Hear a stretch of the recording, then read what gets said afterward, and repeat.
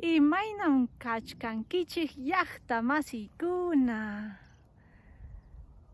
Kunan punchaw kay Ichu chawpinpi tiyachkani, Huancavelica urqupi. ¿Cómo están mis queridos amigos? Hoy estoy en el cerro de Huancavelica, sentada en el medio de los Ichus. Les quería mostrar la hermosura de este paisaje y también de la ciudad de Huancavelica. Mira aquí, ahí está la ciudad de Huancavelica y todo el paisaje que se ve alrededor es tan hermoso. Los cerros son gigantes.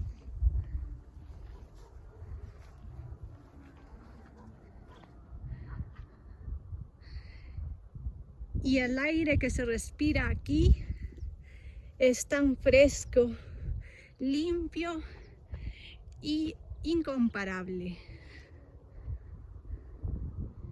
Mira la hermosura de la ciudad y de los cerros, y puedes ver allí el río Ichu que pasa por medio de la ciudad.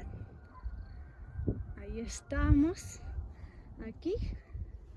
Voy a seguir subiendo un poco más para disfrutar el ambiente. Mira, las nubes ya se están cubriendo al cielo, que ya va a empezar la lluvia al rato.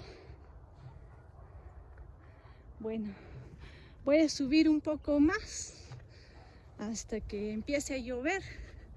Luego retornaré a la ciudad de Huancavelica.